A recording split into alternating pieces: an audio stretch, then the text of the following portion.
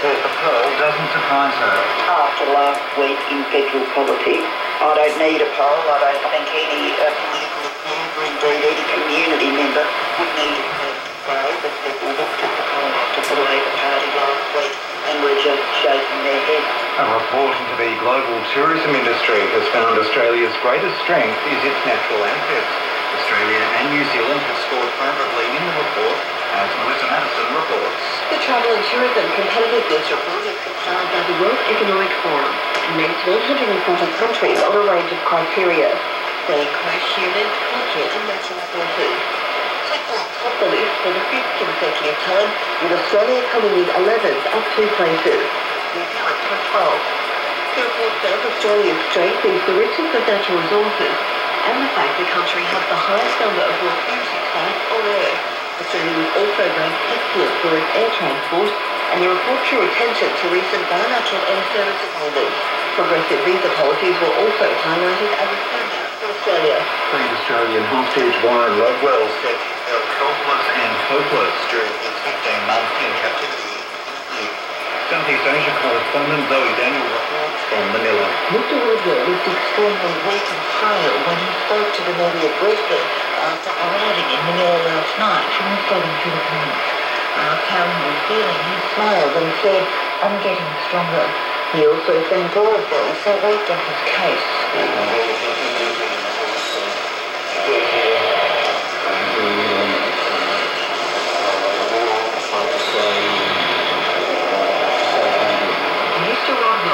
Further medical treatment in Manila and was going to town with his siblings who'd flown in from Australia. It's unclear if he'll return with them. Zoe Daniel, ABC News. An Australian Labor MP has urged the main opposition to reconsider its opposition to the Malaysian asylum seeker deal following yesterday's tragedy near Christmas Island. 2 asylum seekers, including a young boy, drowned when their boat capsized, leaving dozens in the water. The coalition opposes the government's plan to send asylum seekers to Malaysia because of human rights concerns. The Labor MP, Graham Perrick, has accused the opposition of putting politics ahead of the lives of asylum seekers and wants the coalition to rethink its position. Australia's University of Canberra has connected mass extinctions across the Pacific to early colonisation of the islands. The research shows a radical drop in the number of animals immediately following the arrival of people from about 1000 AD onwards. The university's Richard Duncan says catalogues of fossils from the Pacific hold hundreds of fascinating species.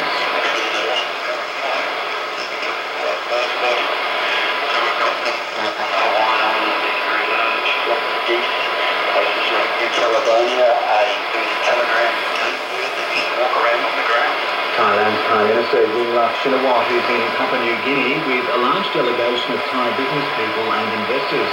As Yingluck is the first Thai Premier to pay an official visit to PNG, her program has included talks with Prime Minister Peter O'Neill, and she's delivered an address at a business meeting organised by the Port Moresby Chamber of Commerce. And starting at news from Radio Australia, coming up next, AM.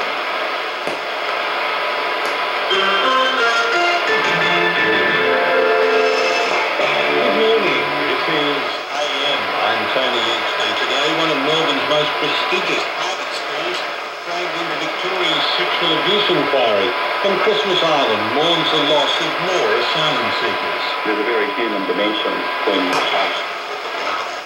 of seeing people walking the length of the jetty after a disaster such as this. That story a little later. The Prime Minister and the new look cabinet have 172 days to turn their electoral fortunes around. And the task is massive. Some would argue impossible if the latest news poll results out this morning are anything to go by. Labor's primary vote has slumped 5 points to 30%, and the coalition commands a primary vote of 50%. If repeated in September, it would mean an electoral wipeout for the government. Those figures follow last week's unprecedented leadership spell, signing trends sacking and a rash of resignations of Rudd loyalists. The Prime Minister, Julia Gillard, will fly to Western Australia this morning, a state that recently returned a Conservative government and turned further away from the ALP. The Prime Minister spoke to Chief Political Correspondent Sabra Lane a short time ago. Julia Gillard, good morning and welcome to AM. Good morning, Barbara.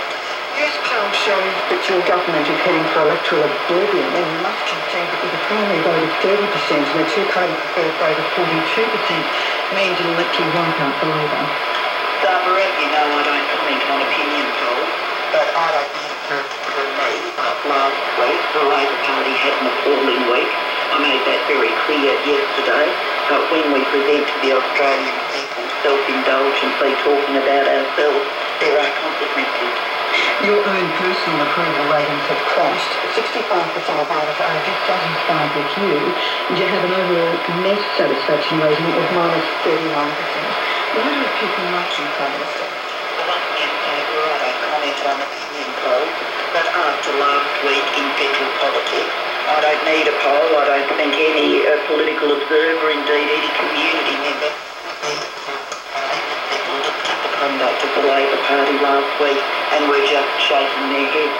When you announced a reshuffle in January, you said that your ministry was the team that you take to the election, but you've lost 8 people all up now, including the reps. How can this team now that you've got now be the best team for the job?